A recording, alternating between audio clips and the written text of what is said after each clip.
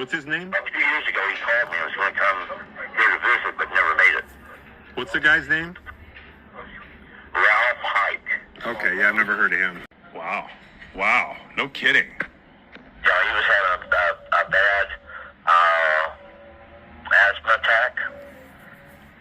And he called me and I was talking to him. And he says, yeah, he felt really bad. He really needed to go and take his medication. And maybe even have to go to the hospital. I said, okay, if you feel you have to go to the hospital, you call and let me know and I'll come and I'll take you. He says, well, I'm sure if you take my medicine, I'll be okay. So we hung up and he, after he hung up the phone, he trying to go get his medicine, fell flat on the floor and was having severe difficulty breathing. Then he looks up and he sees, Corona standing there. A couple seconds later, Corona's here in the house saying, you need to call 911 for your friend. He's in a very severe trauma right now. I said, okay. So I called 911 and told him where to go to his place. I went and got my car and started to go out to his place. When I got down there at Atkinson and McGathy, the rescue squad crossed over the railroad track there and turned to go out there it's called East Grand Plains, is where he lived.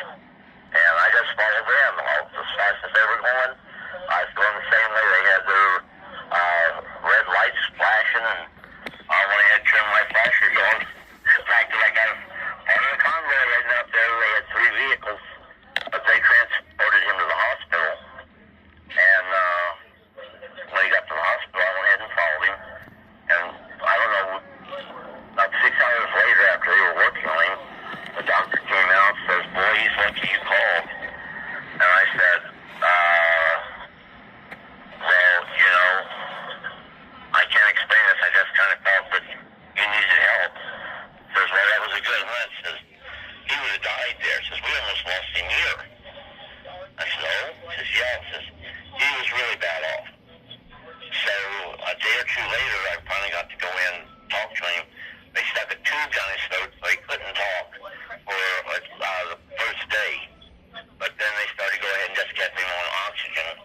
So I went in, and he looked over at me and smiled, says, I saw Corona. You what? I saw Corona. He said, he came back to you to tell you to call for an ambulance, didn't he? Wow. Yeah, he did. He actually saw him, and I was shocked that he saw him. What year was this around?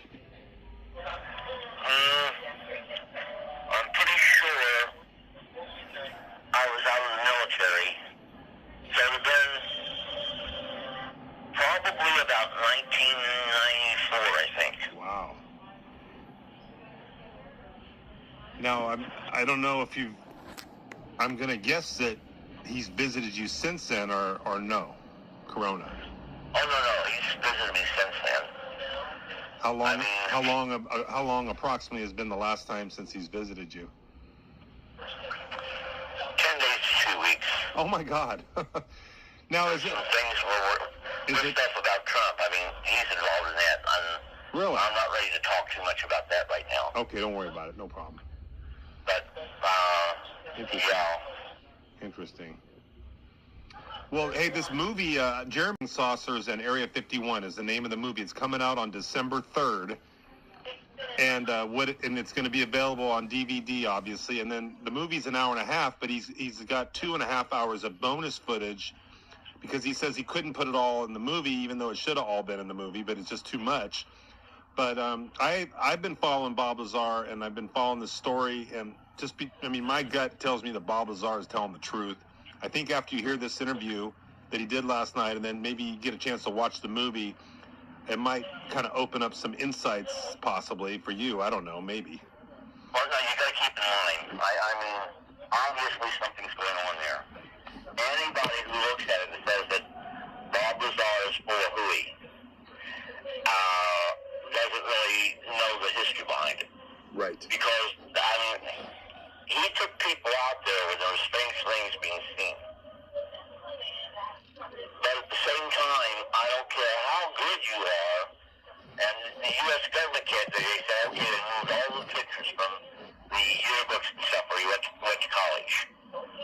They can't do that. But they went back and talked to, what do you call it, people who had been in school at the same time he was. Right. No one knew anything about him.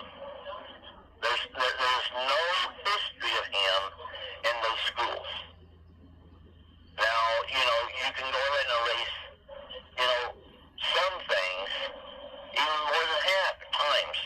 You can't erase the whole history of the existence of an individual. Now, I have a problem with that. Another person who has a problem with that is Stanton Friedman. So Stanton Friedman went to check about that. Right. And he's the one that did a whole lot of legwork on it. But now, even with all that being said, one, he went ahead and hit up on talking about that Area 51. Now, I got a whole lot of information on Area 51. I was actually